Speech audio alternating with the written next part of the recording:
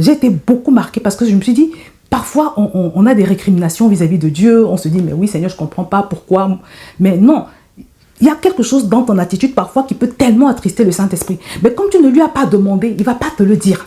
Parfois, le Seigneur a une instruction en ce qui concerne ton appel, ta destinée, ce qu'il veut que tu fasses de ta vie. Parfois, il a même une instruction pour ta délivrance, pour ta libération. Mais nous ne le cherchons pas assez. La plupart des chrétiens que je connais, en tout cas, ne le cherchent pas assez. Ils ne lui donnent pas suffisamment l'opportunité de parler. Parce que Dieu ne te montre pas spontanément les choses. Il faut vraiment, des fois, soupirer beaucoup après le Seigneur.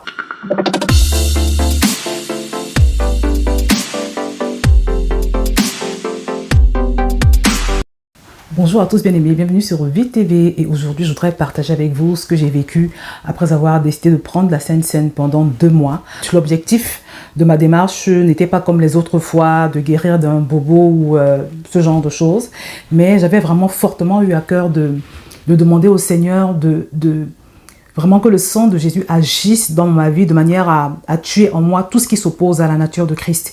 Donc je voulais plus de la nature de Christ en fait, parce que Jésus-Christ est aussi allé à la croix pour nos péchés, pour que la nature de Christ soit pleinement formée en nous. Donc c'était vraiment ça ma prière. Et je vous assure que j'ai été tellement surprise. C'est la première chose que j'ai remarquée, quelques jours, une semaine, juste après avoir commencé à prendre la Sainte Seine, c'est que en fait, au niveau de mon corps, j'ai commencé à me sentir mieux, beaucoup plus légère, parce que il y a de cela quelques mois, j'ai souffert d'un mal de dos, vraiment qui était assez dur, et qui est passé par la grâce du Seigneur. Mais la plupart du temps, le matin, quand je me réveillais, j'avais une sorte de lourdeur, en fait, au niveau du muscle. Et quand j'ai pris la Sainte Seine, je ne prenais pas la Sainte Seine par rapport à ça. Je prenais vraiment, comme je vous l'ai dit, parce que je voulais voir Christ davantage incarné en moi. Donc, au bout d'une semaine, je me rends compte que les matins, maintenant, il n'y a plus cette lourdeur. Elle a complètement disparu. Donc, je n'avais pas eu besoin de prier par rapport à ça. Pour cela, déjà, j'étais très, très contente. J'ai vraiment rendu grâce au Seigneur. Et c'est pour ça que plus que jamais, mes bien-aimés, ça vaut le coup d'utiliser tout ce que le Seigneur nous a donné, vraiment pour vivre la vie qu'il a prévu que nous puissions vivre, parce que le Seigneur souhaite que nous puissions prospérer à tous égards.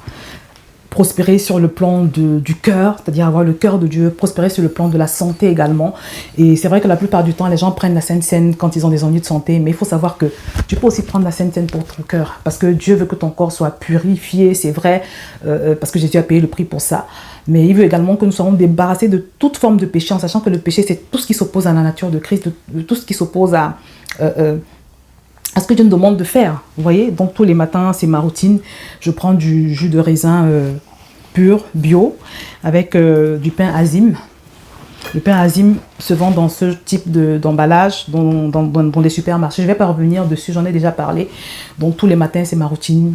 Je le prends en proclamant la parole de Dieu. Je déclare que pendant que je prends le sang de Jésus et que je bois son sang, les vertus de Christ s'attachent à moi.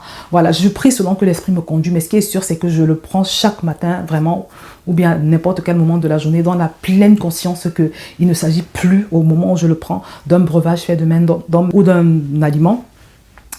En parlant du pain fabriqué par des mains humaines, vous voyez. Donc c'est ce que je fais depuis quelques semaines, et je voudrais donc partager avec vous les bénéfices et surtout la surprise que j'ai eue à l'issue de cela, parce que je n'ai jamais expérimenté autant de secousses et d'événements marquants qu'au cours de ces dernières semaines. Et à chaque fois, je réalisais que j'étais en train d'avoir ce que j'ai demandé au Seigneur. Le Seigneur était en train de me montrer les choses qui en moi doivent se corriger. L'une des choses que le Seigneur m'a montré et que je ne soupçonnais pas, par exemple, c'est que j'avais besoin de grandir davantage en patience. Voilà, qu'il restait encore de l'impatience dans ma vie, parce que si tu ne le sais pas, la patience, c'est un fruit de l'esprit. Donc à chaque fois que nous manifestons le contraire de ce que Dieu attend, voilà, nous ne sommes pas en conformité avec sa volonté. Et comment le Seigneur a procédé pour me faire voir cela? C'est au travers d'un projet que j'ai lancé. J'avais prié, j'avais demandé au Saint-Esprit, parce que je demande toujours au Saint-Esprit, mais je pense que je n'avais pas attendu suffisamment d'avoir sa réponse, son retour, parce que parfois on est tellement sûr de ce qu'on veut faire que si on ne fait pas attention, on peut louper l'instruction de Dieu. Il y a eu beaucoup d'autres circonstances, vraiment au travers desquelles le Seigneur m'a démontrer cette nécessité de vraiment davantage travailler l'aspect de patienter, de prendre déjà le temps de bien demander au Seigneur et d'avoir la patience qu'il faut, quel que soit le temps que ça met. Donc vraiment, c'était quelque chose de vraiment marquant pour moi, vous voyez. Et bien évidemment, il m'a montré beaucoup d'autres choses, alors que je savais déjà que je dois travailler, comme par exemple la vigilance. Ça, c'est quelque chose que le Seigneur m'a révélé depuis longtemps, que je travaille énormément. J'ai fait des plans de lecture là-dessus, l'anticipation. Voilà, le Seigneur m'a montré beaucoup d'autres choses. Pour ces autres choses-là, je savais. Mais j'ai vraiment été particulièrement marquée par tout ce que j'ai vécu en lien avec la nécessité pour moi de davantage cultiver la patience. Mais où est-ce que je veux en venir? Pourquoi je vous parle de tout ça? C'est parce qu'à un moment donné, quand je faisais le point de tout ce que j'avais vécu, j'ai dit au Seigneur, mais alors, donc si je ne t'avais pas posé la question, si je ne t'avais pas demandé de me sonder et de me purifier, tu ne m'aurais pas montré ces choses, tu ne m'aurais pas révélé ces choses que je dois encore améliorer.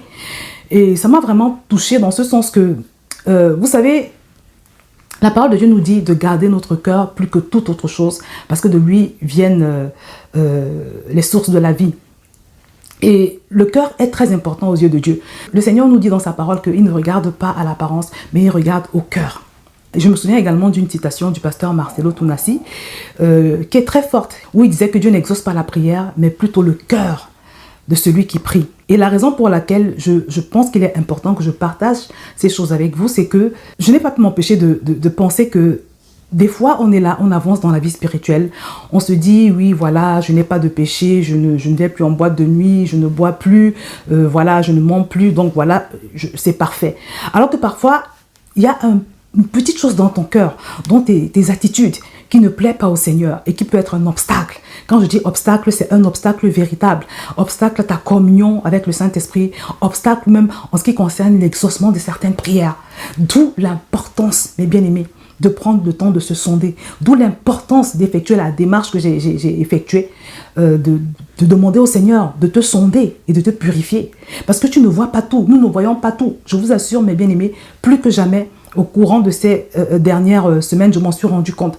Nous ne voyons pas tout. Ça m'a fait penser à, vous savez, quand j'étais à l'auto-école, mon moniteur me disait à chaque fois, quand il fallait changer de fil, pendant que j'étais au volant, il me disait à chaque fois, regarde sur le rétroviseur, mais fais également un contrôle direct. C'est-à-dire que tu regardes sur le rétroviseur s'il y a quelqu'un qui arrive avant de soit faire un dépassement, soit de changer de fil. Vérifie au niveau du rétroviseur, mais effectue également un contrôle direct, c'est-à-dire en tournant la tête directement pour voir s'il y a une voiture qui arrive. Pourquoi? À cause des angles morts. Les angles morts, c'est quoi? C'est ce que tu ne vois pas. Parce que malheureusement, ce que tu vois dans le rétroviseur ne te montre pas forcément tout. Donc, c'est important, selon ce qu'il me disait toujours, d'effectuer un contrôle direct. Et ça m'a fait penser à cela. Parce que des fois, on croit connaître tous ses défauts, tous ses problèmes, mais il y a toujours des angles morts en fait. Il y a toujours des choses que nous ne voyons pas. Parfois, les autres autour de nous peuvent le percevoir. Le problème, c'est que quand bien même ils le perçoivent et qu'ils nous le disent, nous ne l'acceptons pas forcément. D'où, je le redis, la haute importance de se mettre devant le Seigneur et de le supplier de nous sonder. Vous voyez, c'est très très important, mes bien-aimés, c'est très très important. Parce que je sais qu'il y a beaucoup de personnes, moi j'en connais, que j'accompagne, qui ont déjà fait beaucoup d'efforts pour essayer d'avoir une communion avec le Saint-Esprit, mais c'est compliqué. Certaines autres ont des blocages chroniques dans leur vie, alors qu'a priori, il n'y a rien qui justifierait cela.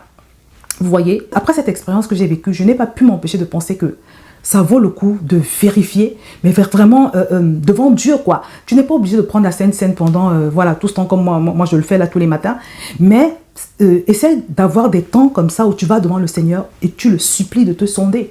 Ce que je te dis est biblique. On va le voir d'ailleurs au psaume 139, 23. On voit David dire « Sonde-moi, ô Dieu, et connais mon cœur, éprouve-moi et connais mes pensées. » C'est David qui faisait cette prière en sachant que David était l'homme selon le cœur de Dieu. Dieu aimait beaucoup David à cause de son cœur. Un cœur qui était capable de s'humilier devant le Seigneur en lui disant « Sonde-moi, connais mon cœur, éprouve-moi et connais mes pensées. » C'est une prière que tu dois faire constamment, constamment, constamment, constamment. Parce que voilà, nous devons éviter de nous croire déjà arrivé ou bien quelque chose de ce genre. La parole de Dieu nous dit d'ailleurs en Proverbe chapitre 28 au verset 26, « Celui qui a confiance dans son propre cœur est un insensé, mais celui qui marche dans la sagesse sera sauvé. » Il ne faut pas faire confiance à ton cœur. Le seul en qui nous devons avoir confiance, c'est Dieu. Tu vois, Jérémie 17, 9 nous dit également que le cœur est tortueux par-dessus tout et il est méchant. Qui peut le connaître? Qui peut le connaître? Le cœur de l'homme est tortueux. qui peut le connaître? Donc c'est très important d'effectuer cette démarche, non seulement de se sonder devant le Seigneur chaque jour, de prier, d'insister, également de beaucoup méditer la parole, parce que quand tu médites la parole, ça te renforce dans ce que le Seigneur attend et ça te rappelle constamment ce que tu dois faire. Voilà, en sachant que le défaut d'obéissance vraiment ouvre la porte à beaucoup de choses.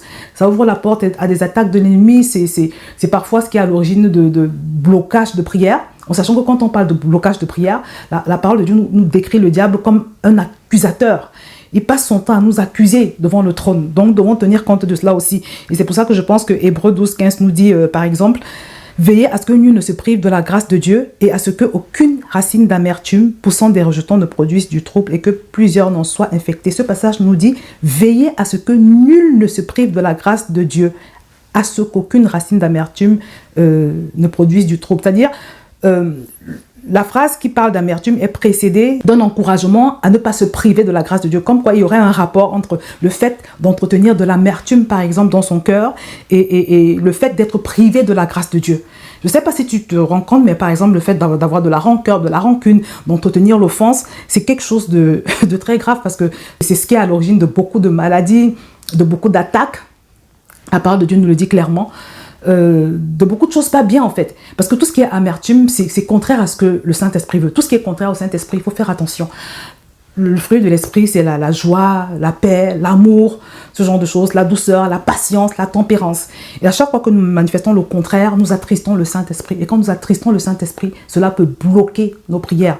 Parce que c'est le Saint-Esprit qui manifeste les prières que nous faisons quand elles sont entendues dans le ciel. Et c'est pour ça que le début de cette phrase nous dit de veiller à ce que nul ne se prive de la grâce de Dieu. Je pense que c'est des choses qu'on néglige, mais qui sont tellement importantes. Parce que je vous le redis, je me suis posé la question de savoir, mais si je n'avais pas effectué cette démarche, si je n'avais pas crié au Seigneur en lui disant, montre-moi ce qui ne va pas en moi et surtout purifie-moi, peut-être qu'il ne me l'aurait pas dit. Et c'est pour ça qu'à chaque fois, je pense que c'est le Saint-Esprit qui me pousse toujours à le faire. Je vous ai souvent dit, je vais souvent vous dire de prendre le temps de demander les choses au Seigneur. Parce qu'il dit, demandez et vous recevrez. Il y a aussi un passage où il nous dit que nous ne recevons pas parce que nous ne demandons pas. Donc demandez-la.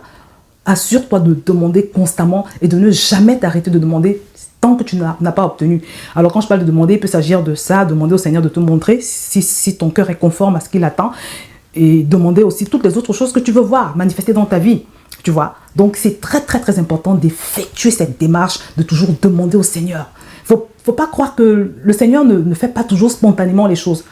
Ne me demande pas pourquoi, parce que je ne saurais pas te l'expliquer complètement. Mais ce qui est sûr, c'est que tu dois demander, tu dois prendre la peine de demander. Voilà. Je vais terminer avec cette dernière anecdote qui concerne un rêve, un songe qu'une bien-aimée a fait. Et quand elle m'a raconté, je lui ai dit que je pense que c'était même pas un songe, mais plutôt que c'était une vision en fait. Parce que elle et moi, nous prions pour une autre sœur en Christ, qui est encore très jeune, mais qui passe par des moments très difficiles. Elle a de gros ennuis de santé.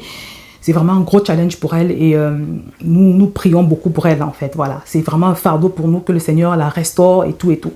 Mais ça tarde, ça ne se passe pas comme nous l'espérons en fait. Donc il y a beaucoup d'obstacles, des moments où ça semble aller mieux, des moments où elle rechute. Et on était vraiment assez préoccupés par cela. Et récemment, la sœur avec laquelle je prie, pour celle qui est malade, elle me fait savoir qu'elle a fait un songe. Et dans ce songe, il s'est passé pas mal de choses. Mais ce qui m'a marqué, c'est que dans le rêve, elle a entendu une voix. Et dans le rêve, elle savait que c'était Dieu qui lui parlait. Elle a entendu une voix et la voix lui disait quels sont les sacrifices qu'elle a déjà fait pour moi. Donc dans le songe, elle était en train de parler avec le Seigneur, elle priait, elle intercédait pour la bien-aimée. Le Seigneur lui a dit beaucoup de choses, mais moi ce qui m'a marqué, c'est que parmi les choses que le Seigneur lui dit, elle entend quels sont les sacrifices que celle qui a des ennuis de santé a déjà fait pour moi. Et quand elle m'a raconté ça, vraiment, j'ai ressenti quelque chose à l'intérieur de moi et j'ai eu la conviction que vraiment ce songe-là venait vraiment du Seigneur et que c'était une vision, que c'était une grosse révélation qu'elle avait eue. Parce qu'effectivement, cette bien-aimée, ça fait pas longtemps qu'elle a donné son cœur à Jésus, mais malheureusement, elle s'est arrêtée à là. Elle s'est arrêtée à là, dans ce sens que, bon, elle n'a pas cherché à aller plus loin, à faire ce que je vous recommande de faire tout le temps, à savoir comprendre comment Dieu fonctionne, quels sont ses principes, essayer de savoir ce que c'est que la foi, grandir en stature spirituelle, se plonger dans la parole. Elle n'a jamais effectué cette démarche. Elle est vraiment restée au niveau 1, au premier niveau. Voilà. Depuis au moins 2-3 ans qu'elle a donné son cœur à Jésus. Et c'est vrai que j'étais embêtée par rapport à ça quand même. Et malgré le fait qu'on l'a déjà exhortée dans ce sens-là, surtout qu'elle en a la possibilité, c'est pas comme si elle n'en avait pas la possibilité. Mais bon, pour le moment, elle ne l'a pas fait. Et j'ai donc été vraiment touchée quand le Seigneur s'est clairement révélé à la bien-aimée avec qui j'intercède. Pour celle qui a des ennuis de santé, j'ai vraiment été particulièrement touchée. Et c'est là où je me suis rendu compte que plus que jamais, parfois tu peux être en train d'expérimenter des choses, tu te demandes mais oui, mais pourquoi Dieu n'agit pas, pourquoi moi? Parce que ça c'est des questions que la bien-aimée dans le corps est malade se pose. Parfois il lui arrive même de remettre en cause la fidélité de Dieu. Mais quand on y regarde bien, elle n'a même pas fait le tiers de ce qu'une personne doit normalement faire une fois qu'elle a donné son cœur au Seigneur Jésus. Et là, le Seigneur a parlé pour moi, ce songe-là, c'est vraiment une expression de ce qui est dans le cœur de Dieu. Et c'est le fruit de l'amour du Seigneur à son égard. Parce que pour que le Seigneur se révèle de façon aussi claire dans un songe au sujet d'une personne, il faut vraiment qu'il tienne à cette personne. J'ai été beaucoup marquée parce que je me suis dit, parfois on a des récriminations vis-à-vis de Dieu. On se dit, mais oui Seigneur, je ne comprends pas pourquoi. Mais non, il y a quelque chose dans ton attitude parfois qui peut tellement attrister le Saint-Esprit. Mais comme tu ne lui as pas demandé, il ne va pas te le dire.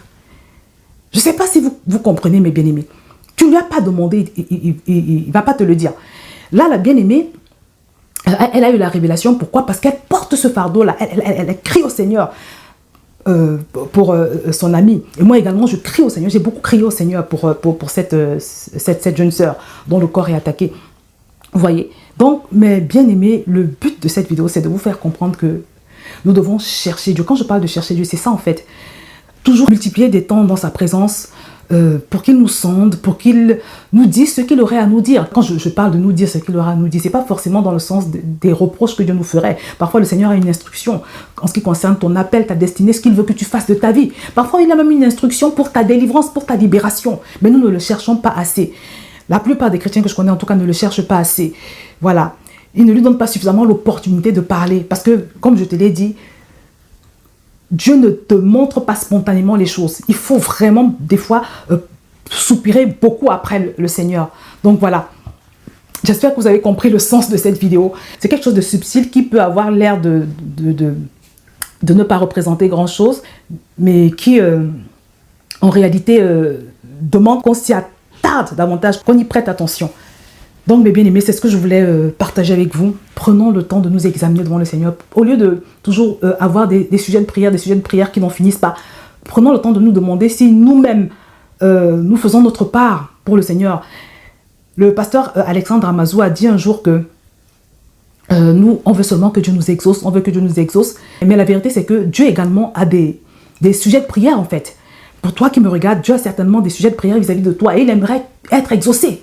Il y a des choses qu'il aimerait que tu fasses. Mais soit parce que tu n'es pas encore allé devant sa face pour lui demander ou je ne sais pas pour quelle autre raison, il ne te les a pas encore révélés. Donc j'insiste et je signe, mon frère, ma soeur. Prends le temps d'interroger Dieu. En ce qui concerne la question de savoir, est-ce que je plais à Dieu? Est-ce que je suis conforme à ce qu'il attend? Est-ce que ma vie est conforme à ce qu'il attend? Est-ce que mes œuvres sont conformes à ce qu'il attend? Est-ce que je suis là où je devrais être en train de faire ce que Dieu a prévu que je fasse? Voilà. C'est des questions auxquelles le Seigneur va se faire un plaisir de répondre si tu prends le temps de l'interroger dans la prière, dans la supplication, par toutes sortes de moyens que le Saint-Esprit va t'inspirer. Donc voilà, et pendant que tu le fais, mon frère, je suis convaincu que le Saint-Esprit va se révéler à toi. Il va t'apporter une révélation en sachant que la révélation du Seigneur précède toujours la délivrance. Quand Dieu te révèle une chose importante concernant ta vie, ta destinée, ça veut dire que ta délivrance n'est plus loin. Et je déclare et décrète que c'est ce qui va se passer pour toi qui me regarde. Donc voilà, c'est ce que je voulais partager avec toi. J'espère que tu as été édifié. Et si c'est le cas, n'oublie pas de liker et de partager cette vidéo. Je vais m'arrêter là et je te dis à très bientôt sur Vie TV.